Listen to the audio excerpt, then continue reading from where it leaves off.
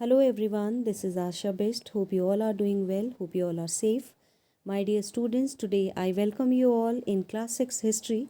A new chapter we are going to start today, that is Ashoka the Emperor who gave up war. In this lesson, we'll understand about a very big kingdom that is known as Empire. We'll also understand that how is an empire different from other kingdoms. We'll also discuss how to rule an empire. We'll learn about the emperor and their capital cities. We'll get information about the great ruler Ashoka and his dynasty.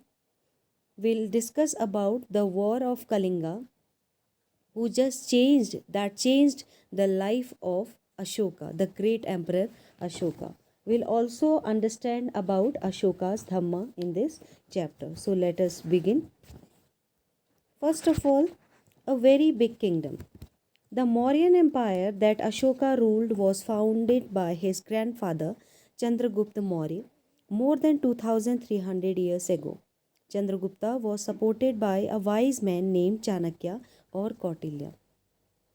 Now, dear students, the empire, as I said, Mauryan Empire that Ashoka ruled was founded by his grandfather Chandragupta Maurya. Then it was succeeded by Bindusara, and later on Ashoka became the ruler. A very wise man named Chanakya, and his other name was Kautilya also. He supported Chandragupta Maurya. He wrote the book Arthashastra, the famous book Arthashastra, and he written many of his ideas in this book. This is the picture showing Mauryan dynasty. Now, what is a dynasty, dear students? When members of the same family become rulers one after other. The family is often called dynasty. The Mauryans were dynasty with three important rulers, about which I explained in the beginning also: Chandragupta Maurya, Bindusar and Ashoka.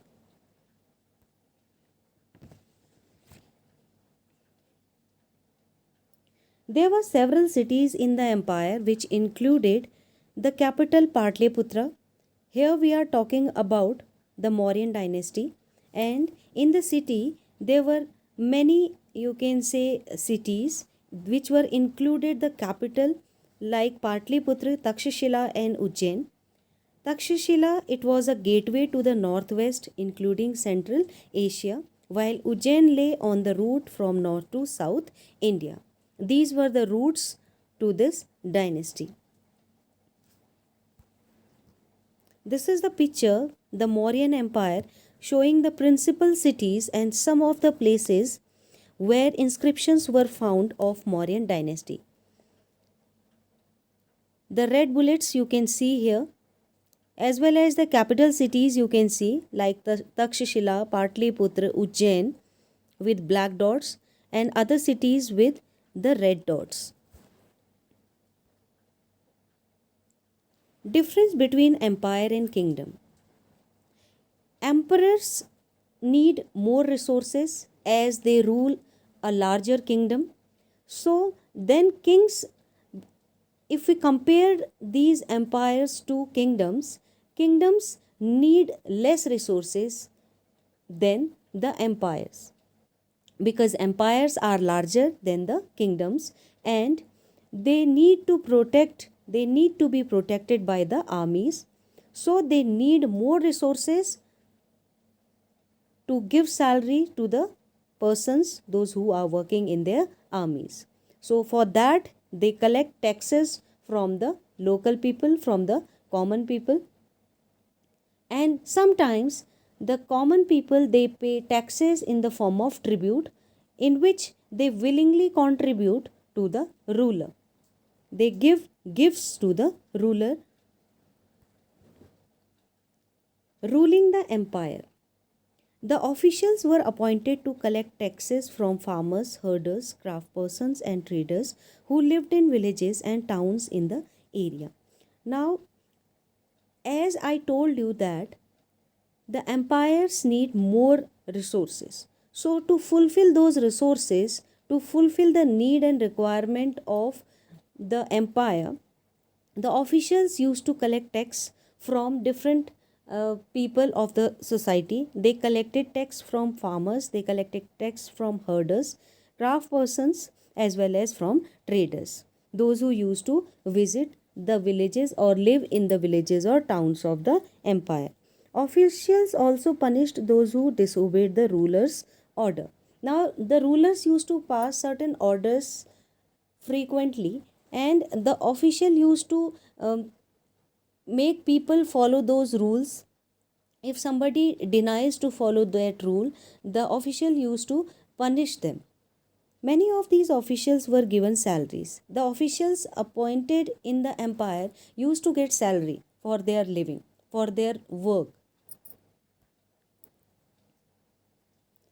Royal princes were often sent as governors of provinces which was ruled from a provincial capital such as Takshashila or Ujjain.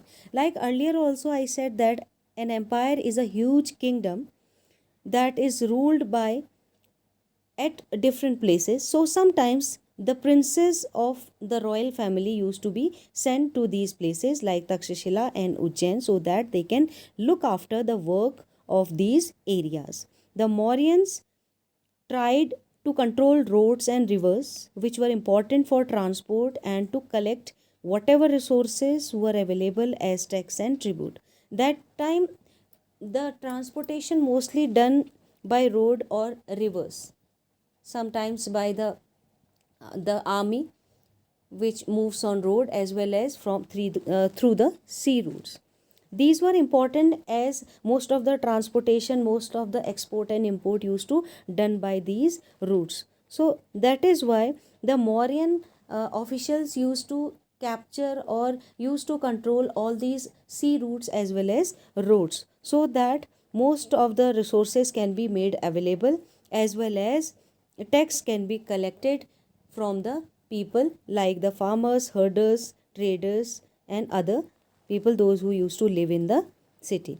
People of forested regions were more or less independent but may have been expected to provide elephants, timber, honey, and wax to Mauryan officials. Like earlier, also, I said that some of the people they used to pay tax in the form of tribute, and they used to bring gifts to the kings. So the people, especially those who live in forest region, they used to collect the forest resources like the elephants from the forest, as well as wood, timber, or honey, and other fruits and all from the forest, and they used to bring all these things as a tribute to king.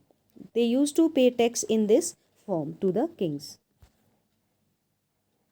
Ashoka, a unique ruler, the most famous Mauryan ruler amongst all, Chandragupta Maurya, Bimbisara, as well as Ashoka.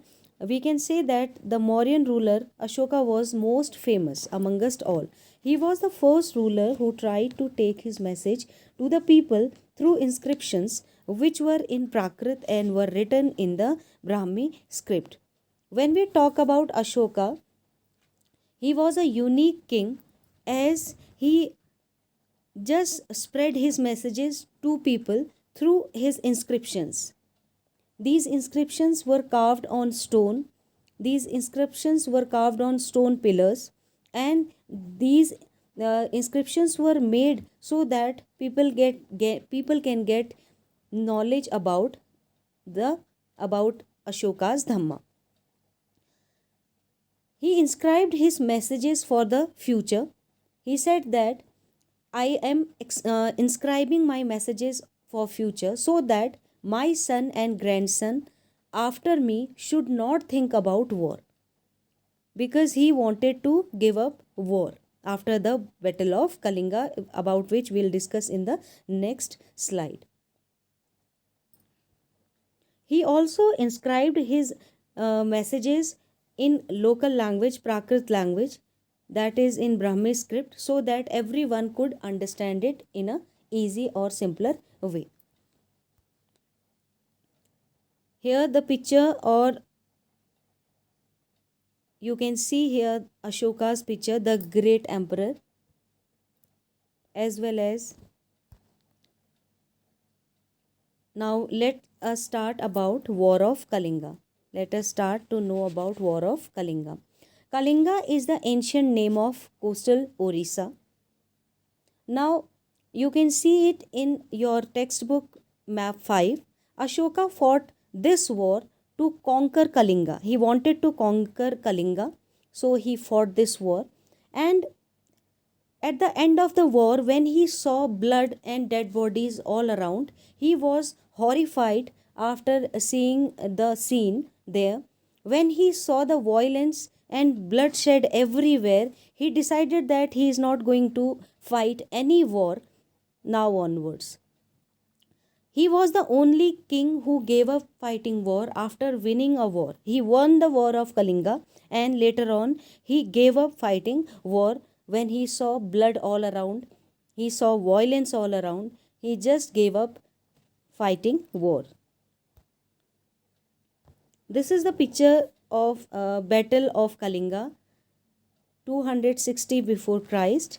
You can see here he has dropped down the weapon as he has given up war after the Battle of Kalinga.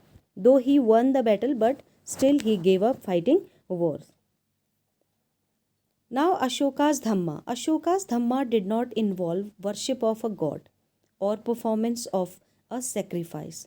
Ashoka never supported that we should worship God or perform different sacrifices to make God happy. He felt that just as a father tries to teach his children, he had a duty to instruct his subjects. He just gave an example that like a father used to teach his or her son, like a father he used to teach his or her children. So in the same way, Ashoka said, I am just sending my messages, I am teaching my subjects also, my people also of the kingdom. It is my duty, it is my responsibility to teach the people of my kingdom. He was also inspired by the teachings of the Buddha. He got inspired by teachings of Buddha, as he always thought of the teachings of Buddha, as Buddha said that we should not fight, we should be kind to everyone, we should be following ahimsa strictly. Ashoka's Dhamma, that is the dharma, religious duty, inspired by human values, code of conduct based on the teachings of Buddha. Entire life spread his Dhamma. Principles of his Dhamma. First one is people. We should spread peace and harmony. Ahimsa, non-violence, non-injury to living creatures. All living creatures, not only human beings, but all living creatures. Love, tolerance and respect towards other religions. That we should be equally respecting all the religions. He appointed officials known as the Dhamma Mahatma, who went from place to place teaching people about Dhamma. Now he wanted to spread his message of peace across the world. So he appointed officials and he used to send them to different parts of the country so that people can be made aware of his Dhamma. Ashoka also sent messengers to spread ideas about Dhamma to other lands such as Syria, Egypt, Greece, and Sri Lanka. Apart from the country, he used to send his officials to other parts of the world so that there also people could made understand about his Dhamma. He wanted to spread the idea of his Dhamma all across the world. So this is all about the chapter. I hope you understood. We'll soon meet with some more interesting chapters from your SST history book. So till then, keep watching. Thank you and have a nice day.